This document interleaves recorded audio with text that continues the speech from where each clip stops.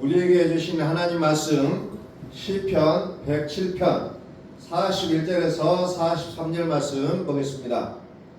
궁핍한 자는 곤란에서 높이 드시고 그 가족을 양무리 같게 하시나니 정직한 자는 보고 기뻐하며 모든 악인은 자기 입을 봉하리로다.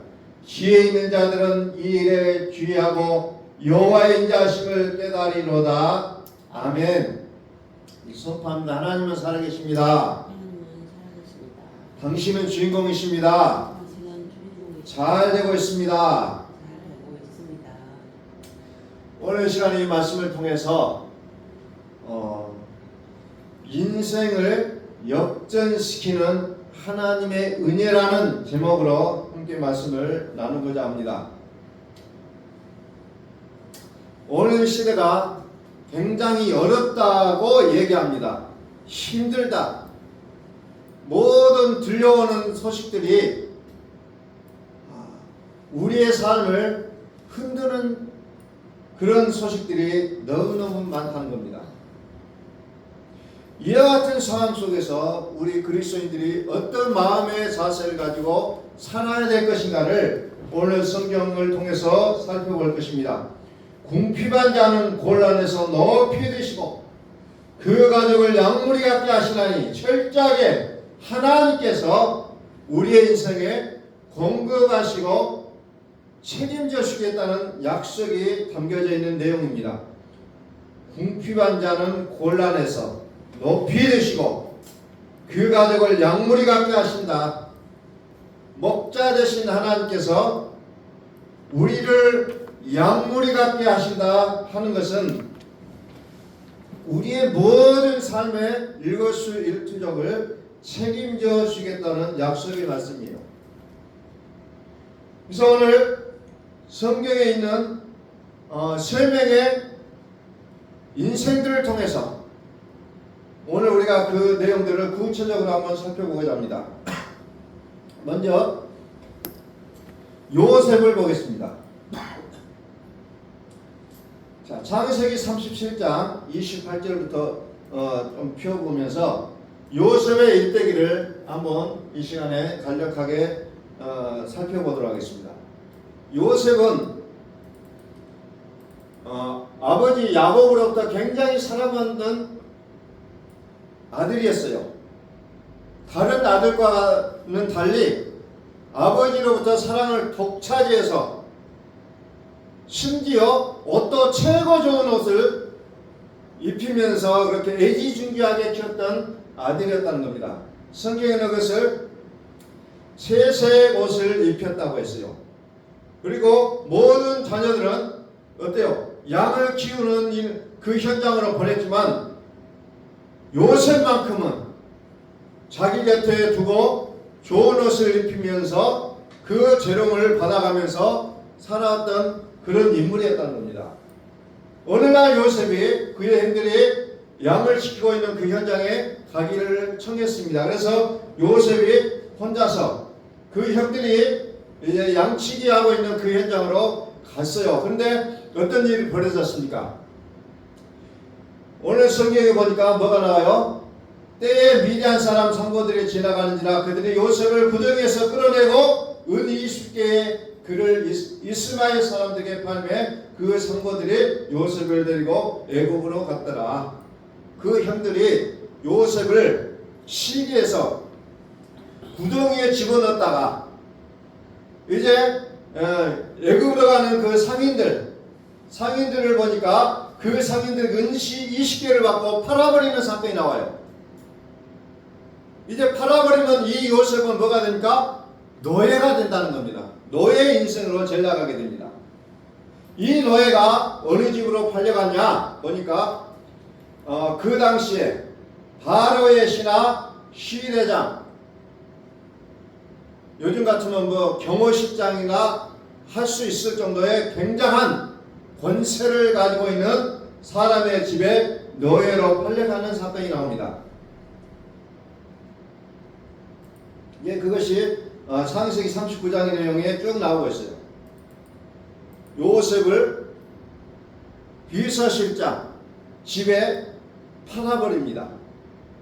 그런데 거기에서 무슨 하나님께 그 인생을 뭐라고 표현하냐면은 2절 볼게요. 2절. 여호와께서 요셉과 함께 하심으로 그가 형통한 자가 되어 그 주인 애굽 사람의 집에 있으니. 자, 요셉은 지금 노예입니다. 그럼에도 불구하고 하나님이 뭐 하셨어요? 하나님이 요셉과 함께 하심으로 요셉이 하느님마다 형통하게 해주었다는 겁니다. 3절. 그 주인이 여호와께서 그와 함께 하심을 보며 또 여호와께서 그의 범사에 형통케 하심을 보았더라. 노예지만 하나님이 함께 하심을 그 주인들이 알 수 있게 됐다는 거죠. 철저하게 하나님께서 그를 복을 주셨다는 내용이 쭉 나오게 됩니다. 그러므로 인해서 요셉을 그 가정의 총무로 세워준다는 겁니다. 그래서 모든 재산을 가난하게 하는 그 지위까지 올려놓은 내용들이 쭉 나오고 있어요. 그런데 어느 날 갑자기 무슨 일이 일어났습니까? 정말 노예지만 승승장구하고 잘 되고 있었어요. 그런데 어느 날 그 시대장 부인이 요셉을 이제 유혹하는 장면이 나옵니다. 유혹합니다. 그러나 요셉은 하나님을 믿는 사람으로서 그것에 응할 수가 없어져. 그래서 이제 분개한 이 여인이 요셉을 그의 남편에게 고발합니다. 성추행범으로 고발해버린다는 거예요. 요즘에도 그것이 굉장한 큰 사건이지만은 당시에 시대장의 부인을 건드렸다면 이것은 사형감이라는 거죠. 그래서 재판도 하지 않고 어때요? 바로 감옥행이요. 재판하지 않아요. 왜? 시대장의 부인을 건드렸다는 그 부인이 얘기를 하잖아요. 이 종놈이 나를 건드리려고 했다. 그러니까 바로 감옥으로 직행해버립니다. 그러면 어때요? 깜깜하잖아요. 인생이 나락으로 떨어져 버렸잖아요. 그런데 하나님은 결코 그를 그대로 내버려 두지 않는다는 거잖아요. 감옥에서도 어때요?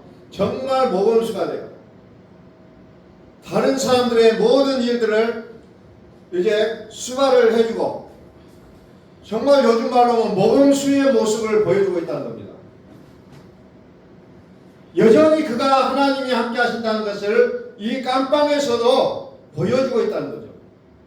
깜빵에서도 여전히 그의 인생을 하나님께서는 간섭하고 계신다는 거죠. 그가 부모님 아래에 있을 때든지 노예로 팔려갔을 때든지 감옥에 있을 때든지 언제나 뭐요? 하나님이 그와 함께 하셨다고 성경은 증언해 주고 있다는 겁니다. 오늘 우리는 환경이 좀 더 좋았으면 좋겠다. 우리 가정이 조금 부잣집이었으면 좋겠다. 이런 우리는 넋두리들을 많이 하게 될 때가 있어요.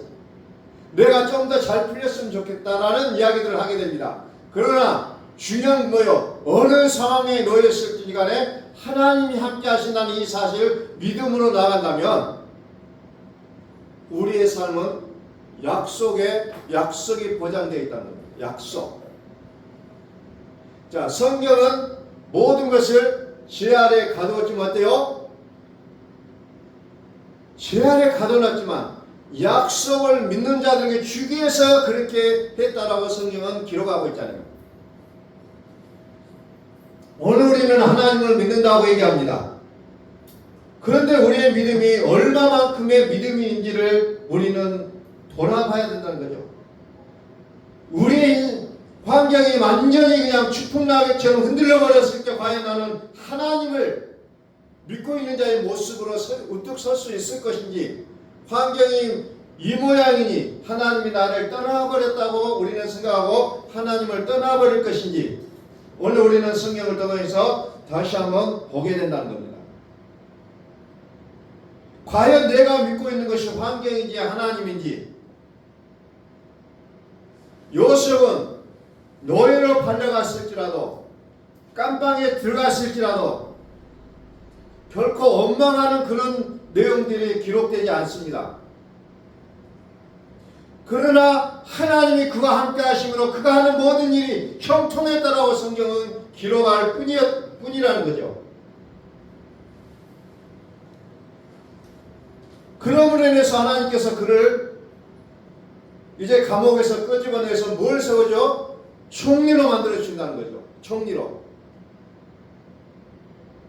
그의 인생은 너무나도 기구하다는 겁니다. 노예로서 또 감방살이를 하면서도 그러면서 총리 생활을 하면서 그의 고백들을 보면은 놀라운 고백들이 나온다는 겁니다. 마지막으로 창세기 41장 볼게요. 37절. 여기에 보면 요셉이 기가 막힌 고백을 합니다.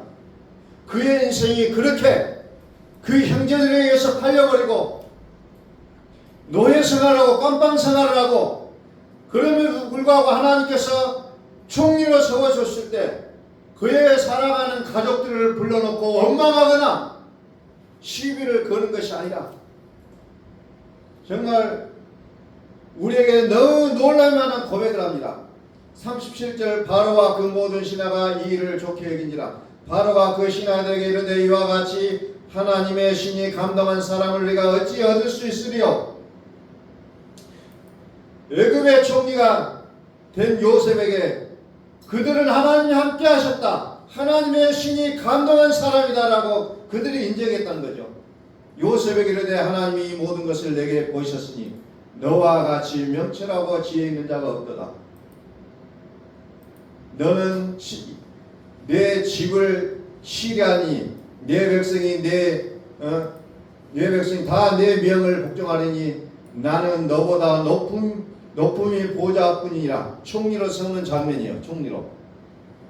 자기의 인장 반지를 빼어 요셉의 손에 끼우고 그에게 세마포옷을 입히고 금사슬을 목에 걸고 자기에게 있는 버금 수레를 그를 태우매 무리가 그 앞에서 소리 지르기를 엎드리라 하더라. 바로가 바로 그로 애굽 전국을 총리하게 하였더라. 총리로 임명하는 과정이 나와요.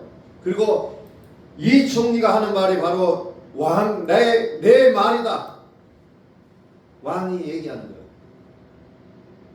바로 총리 요셉이 하는 것이 곧 법이다. 요즘 드라마에서 말하면은 뭐라고 얘기할까요?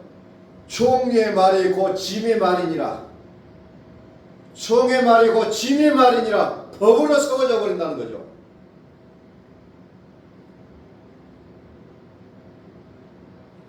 그리고 또 봅니다. 50장 19절. 50장 19절.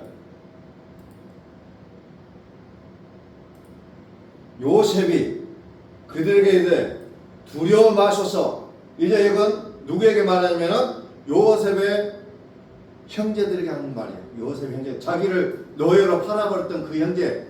그냥 이가 부득부득 갈릴 것이고 정말 내가 반드시 복수하고야 말겠다라고 보통 사람들은 얘기했을 거 아니에요. 그러나 요셉은 그들의 마음이 어떤지 다 시험해보고 마지막에 이제 얘기합니다. 요셉이 그들에게 말해요. 당신들은 나를 해하려 하였으나 하나님은 그것을 선으로 바꾸사 오늘과 같이 만민의 생명을 구원하게 하시려 하셨나니 어때요? 당신들은 비록 나를 노예로 팔았을지라도 당신들의 그것이 오히려 하나님은 그것을 통하여서 우리의 가족을 살리려고 하는 하나님의 계획이 있음을 그 형들에게 얘기하고 있는 정말 여유스러운 그런 모습을 보여주고 있다는 겁니다. 당신들은 두려워 마소서. 내가 당신들과 당신들의 자녀를 기르리라 하고 그들을 강복한 말로 이루하였더라 그랬어요. 이게 보통 사람의 모습이냐고요. 보통 사람은 이를 부득부득 달고 보이기만 하면 내가 반드시 복수하겠다. 했을 것인데 하나님이 함께 하신 자의 모습은 달랐다는 겁니다. 그것마저도 하나님은 선으로 바꾸셨다. 오히려 이것을 통해서 만인의 생명을 구원하게 하기 위한 하나님의 계획하심이었다라고 고백하고 있는 요셉의 모습을 우리는 봅니다. 우리는 우리의 삶 속에 조그만 어려움이 생기면 불평하고 또 상대방을 비난하고 하는 그런 연약한 모습이 나오고 있는데, 이제 우리는 요셉의 그 모습을 보면서 우리는 좀 더 정말 변화된 나의 새로운 피조물의 모습이 무엇인지를 우리는 한 번쯤 돌아봤으면 좋겠다는 생각입니다. 노예로서 감옥 생활을 하면서 또 종리 생활하면서 그의 삶은 온전히 하나님 앞에 붙잡힌 바 된 모습을 보여주고 있다는 겁니다. 환경이 중요치 않았다는 거예요. 자, 두 번째 모세로 한번 돌아보겠습니다. 모세, 이스라엘의 지도자 모세. 출애굽기 3장 12절. 모세는 신분이 뭐였어요? 왕자였다는 겁니다. 왕자. 애굽의 그때 당시에 최강국의 왕자. 근데 그 왕자가 뭐였어요? 살인을 했다는 거죠. 이스라엘 백성이 고통받는 것이 안타까워서 정말 어떻게 보면 애국심에 발로해서 애국 사람을 때려 죽이는 장면이 성경에 기록하고 있습니다. 그러면서 그것을 모면하기 위해서 어떻게 해요? 광야로 도망을 친다는 겁니다. 출애굽기 3장 9절. 이제 이스라엘 자손의 부르짖음이 내게 달하고 애굽 사람이 그들을 괴롭게 하는 학대도 내가 보았나니. 이제 요셉이 울분을 갖잖아요. 하나님의 가라사대 내가 이제 하나님께서 이제 이와 같은 그 모세를 어떻게 합니까? 살인하여 광야로 도망하여 살아가는 그 요셉에게 이제 하나님이 이스라엘의 지도자로 세우시는 그 광야의 그 임명식이 나오잖아요. 어디에서 나옵니까? 호렙산 불꽃떨기 나무에서 40년 동안 광야에서 양을 치는 한 농부, 뜻하지 않게 왕자가 궁궐에서 살아야 될 것인데 요즘 아주 좋은 말로 하면 뭐예요? 귀농을 하죠. 그냥 억지로 만든 말이에요.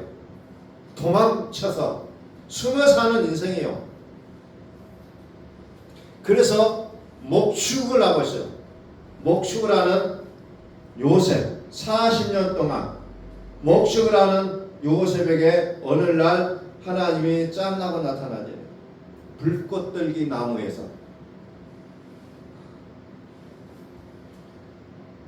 호렙산 불꽃떨기 나무에서. 불이 나무에 타고 있지만은 결코 꺼지지 않고 나무도 타지 않는 그 기적과 같은 상황 속에서 하나님이 가라사대 내가 정녕 너와 함께 있으리라. 내가 백성을 애굽에서 인도하여 낸 후에 너희가 이 산에서 하나님을 섬기리니 이것이 내가 너를 보낸 증거니라. 요셉이 나는 할 수 없어요. 나는 못 가요. 자꾸 핑계대고 있을 때 하나님이 그래요. 내가 너와 함께 하겠다. 내가 너와 함께 하리니 너는 저들을 애굽에서 이끌어내어 내가 약속할 지시할 땅으로 가라는 거예요. 사도행전 7장 34절에는 이렇게 얘기합니다. 내 백성이 애굽에서 괴로움 받음을 내가 정령히 보고 그 단시간은 소리를 듣고 저희를 구원하려고 내려왔노니 시방 내가 너를 애굽으로 보내리라 하시리니라. 하나님께서 살인자의 누명, 요즘 정치판에 보면은 어떤 과거에 어떤 좋지 못한 이력이 나오면 얼마나 그거 가지고 난리를 칩니까?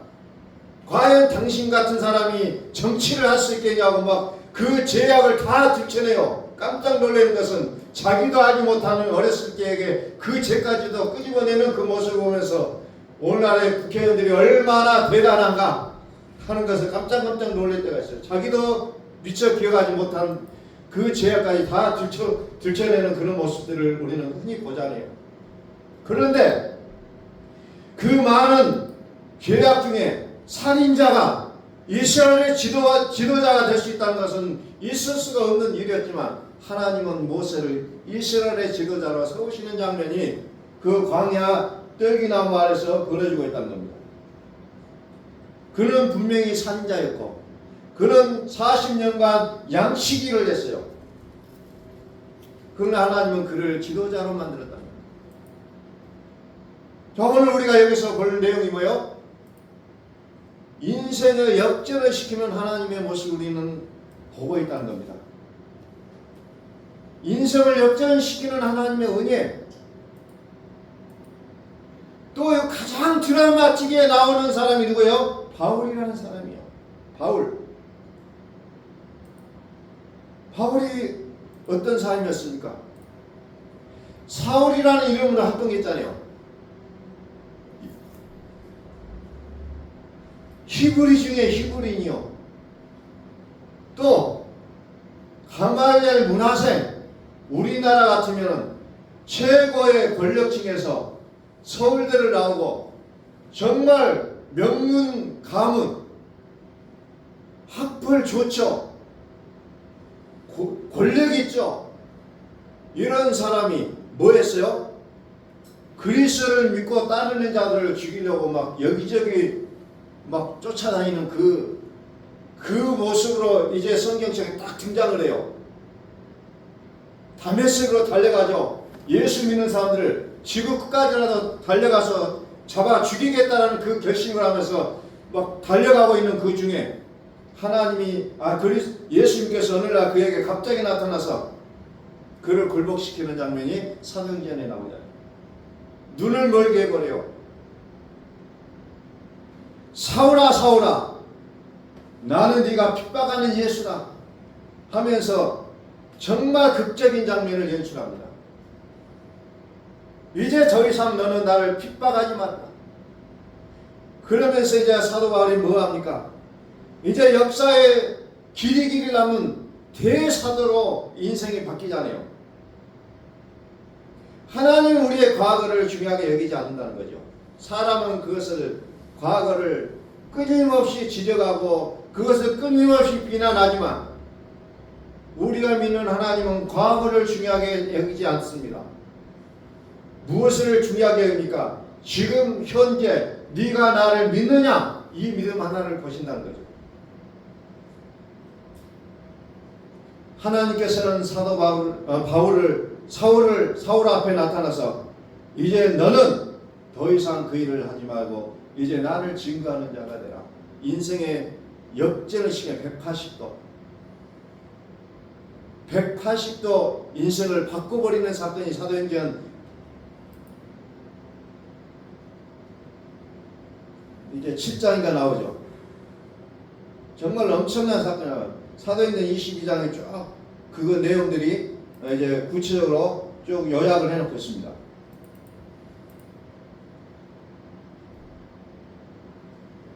바울이 어떻게 회심했는지 히브리 방언으로 말하고 그러면서 나는 뭐 유대인으로서 길리기아 다소에서 났고 이 성에서 자랐다. 가말리엘 문화에서 우리 조상들의 율법의 엄한 교훈을 받았고 오늘 너희 모든 사람처럼 하나님께 대하여 열심히 하는 자. 정말 열심히 했잖아요. 그게 사울의 모습이었어요. 내가 이 돌을 핍박하여 사람을 죽이기까지 하고 남녀를 결박하여 옥에 넘겼느니 바울이 자기를 변호하고 있어요. 나는 이런 사람이었는데 이렇게 변했다고 뭐 간증이라고 할 수도 있고 변론이라고 할 수도 있고 나는 이런 사람이었다. 이 돌을 핍박하여 사람을 죽이기까지 하고 남녀를 결박하여 옥에 넘겼다. 대표적인 사건으로서 스데반을 죽이는 일에 그가 한몫했잖아요. 스데반 집사를 죽이는 일에 거기에서부터 등장해요. 사실은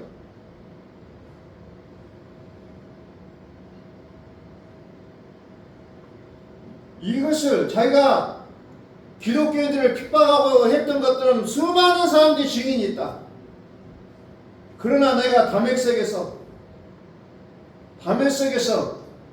이제 기적을 만나겠다. 이제 인생의 역전을 당하게 됐다는 것을 쭉 얘기하고 있다는 거죠. 그러면서 예수님께서 사울아 사울아 네가 왜 나를 핍박하느냐. 사울이 말합니다. 주여 니시오니까. 주님이 말씀하시면 나는 네가 핍박하는 나사렛 예수다. 나와 함께 있는 사람들이 빛을 보면서도 나더러 말하시는 이의 소리를 듣지 못하더라. 사람들이 빛은 보지만 이 음성은 자기밖에 못 들었다고 얘기하고 있잖아요. 자기밖에 못 들었다. 그래서 그 광채로 인해서 나는 눈이 멀어버렸고 너무 보기가 힘들어요. 그래서 그는 안기를 달고 살았습니다. 그 이후로 안병을 갖고 살아요.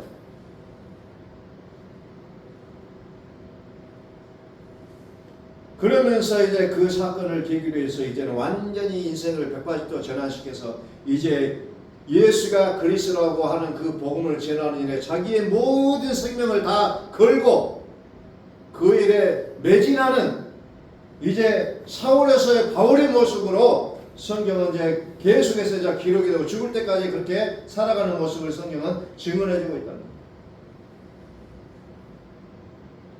핍박자에서 사도로 과거가 어떻게 했든지 간에 중요한 것이 아니라 지금 현재 내가 어떻게 변화되느냐.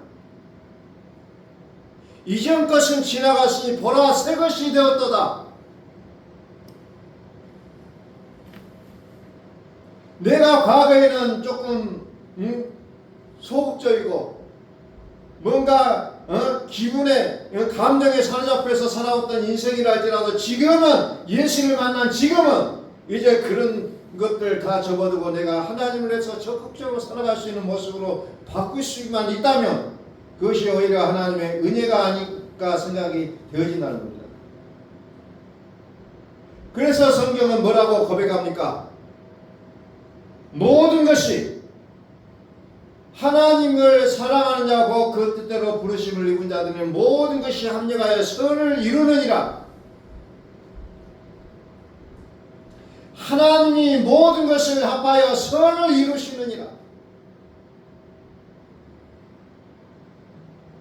그래서 요셉이 그렇게 억울한 인생을 살았을지라도 하나님은 그 인생을 그 환경을 바꿔서 선으로 바꿔놨다는 거죠. 모세가 살인을 하여 도망해서 살았지만 그의 인생을 바꿔서 어떻게 해요? 이스라엘의 지도자를 삼으셨고 핍박자 사울을 바꿔서 사도 바울로 사용하시는 하나님의 모습을 보면서 우리는 우리 인생에 반전의 역사를 세워가시는 하나님을 우리는 보시자는 겁니다. 반전의 카드를 내시는 그 하나님의 음성에 우리는 무릎을 꿇자는 거예요. 인생을 역전시키는 하나님의 은혜. 지금 우리는 막막해요. 힘들어요. 지금 어떻게 살아갈지 모르는 알지 못하는 그 시점에 살아가는 우리도 하나님께서 나의 인생을 역전시켜 주시겠다는 그 확실한 믿음을 갖고 있다면 하나님은 나의 인생을 새롭게 변화시켜 주실 것이라는 것을 우리는 믿을 수밖에 없다는 겁니다.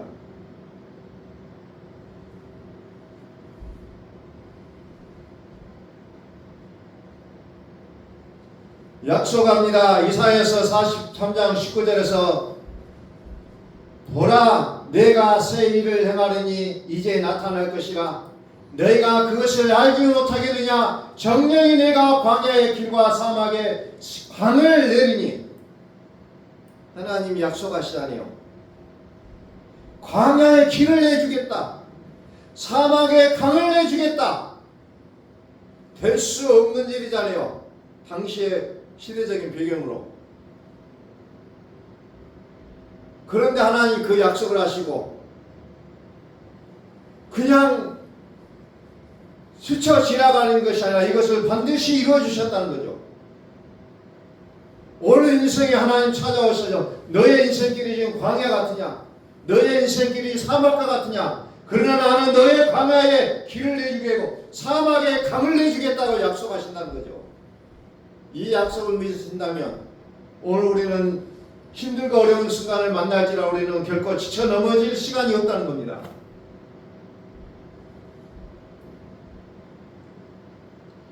또 예수님께서 마가복음 9장 29절에서 약속합니다. 기도 외에 다른 것으로는 이런 이유가 나갈 수 없느니라. 병자를 고치시면서 기도만 이런 기적이 나타날 수 있다고 얘기합니다. 오늘 우리의 생각이 그래서 중요하다는 거예요. 내가 하나님을 어떻게 생각하느냐에 따라 하나님이 나를 통해서 일하시는 방법이 다르다는 겁니다. 생각대로 된다는 거죠. 우리의 말하는 대로 된다는 거예요. 이제 우리는 이 시대 속에서 우리는 어떤 모습으로 하나님 앞에 서야 될 것인지 내 생각을 조금 바꿔보시고 내 말을 좀 바꿔가면서 정말 하나님께서 내 인생을 역전시키는 그 하나님의 모습을 우리는 봐야 되지 않겠느냐는 것입니다. 보셔야죠. 내 인생을 역전시키는 하나님의 그 역사하심을 우리는 보셔야 된다는 겁니다. 요셉이나 모세나 바울을 볼 때 그 막막한 상황 속에서 뭐가 합니까? 그 인생들의 현장 속에 그들의 숨쉬고 숨차오르는 그 현장 속에 나타나서 함께 하시는 그 하나님. 우리는 더 이상 환경을 보면서 나의 환경은 이러니까 나의 인생이 이렇게 되어버릴 것이라는 그런 막막한 생각을 갖지 마시고 환경에 속지 마시고 이제 하나님이 나와 함께 하심으로 나의 인생을 아름답게 만들어 주실 것이라는 이 믿음을 가지시라는 거예요. 환경이 크게 보일 뿐이에요. 코끼리처럼 크게 보여요. 그러나 하나님은 그 말씀 한마디로 이 거대한 환경이 있더라도 하나님은 그 환경을 선으로 바꾸신다 했잖아요. 요셉이 겪었던 그 인생을 볼 때 과연 나의 어려움이 얼마나 큰 어려움으로 보입니까? 노예로 팔려갔다 했잖아요. 또 성범죄자로 그것도 시대장의 부인을 겁탈했다는 그 이유 가지고 감옥에 들어갔잖아요. 성폭행자. 그런데 하나님은 그를 이스라엘의 애굽의 총리로 세워주셨잖아요. 요셉보다 더 거대한 인생의 벽이 있습니까? 인생의 벽을 만났다면 이제 하나님이 나를 만나 주실 타이밍이 됐다라고 우리는 생각하시면 된다는 거죠. 인생의 벽이에요. 그러나 그 벽이 막강한 벽인 줄 알았는데 하나님의 말씀 앞에 무너지는 여리고성이 무너진 것처럼 무너지는 것을 우리는 경험할 수밖에 없다는 겁니다. 보라 내가 새 일을 행하리니 이제 나타날 것이라 너희가 그것을 알지 못하느냐 정령이 내가 광야의 길과 사막의 강을 내리겠다.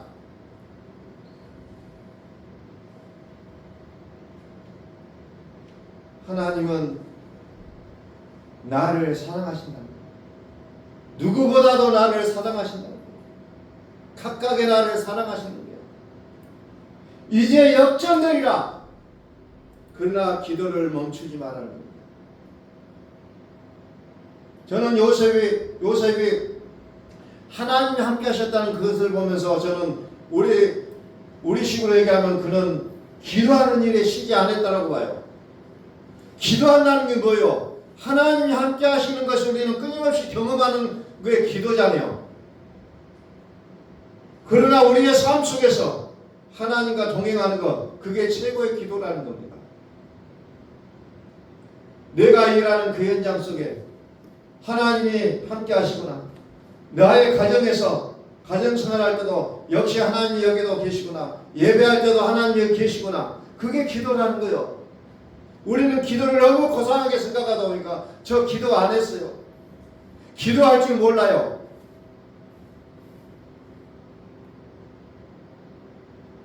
하나님과 동행하라는 거예요. 기도라는 것은. 하나님이 살아계시다는 거예요. 노예 생활 중에도 하나님이 살아계셨고, 감방에서도 하나님이 살아계셨고, 핍박하는 사울 가운데도 하나님이 살아계셨다는 거예요. 그 살인하고 광야로 도망쳐서 양을 치우는 모세에게도 하나님이 함께 하셨다는 거예요. 결론은 뭐예요? 하나님이 함께 하시겠다는 거예요. 저번 시간에 성막의 내용을 얘기했어요. 성막이 뭐예요? 만남의 장, 하나님과 나와의 만남의 장소라고 했어요. 하나님 우리의 그 성막에 내려와서 거기서 거기에 사신다고 하고 말씀을 드려서 사신다. 하나님이 사신다는 거예요. 그게 기도라는 거예요. 왜 기도를 못합니까? 속상이 싫어하는 거예요. 기도를 어떤 종교적인 형식으로 바라보지 마시고, 하나님, 내가 힘듭니다. 내가 이런 것 때문에 힘들어요. 그러나 하나님이 함께 하신다면 이 일을 반드시 할 수 있을 것이라고 믿습니다라고 하는 게 기도라는 거예요. 어렵게 생각하지 마시고 얘기하시라는 거예요. 시편 기자는 끊임없이 자기의 고독함을, 자기의 고통을 얘기하잖아요. 그게 기도라는 거예요. 하나님을 만나시라는 거예요. 역전시켜주겠다는 거예요. 지금 바로 역전시켜주겠다는 거예요. 이제 역전되리라. 기도를 멈추지 마라. 그래서 우리의 생각을 조금씩 바꾸면서 하나님을 생각하시라는 거예요. 그리고 나의 말을 통해서 믿음의 말을 하시라는 거예요. 믿음의 말을 하는 거죠. 하나님은 우리와 함께 하십니다. 그 하나님 우리를 통해서 일하신다는 거죠. 하나님은 살아계신다는 거예요.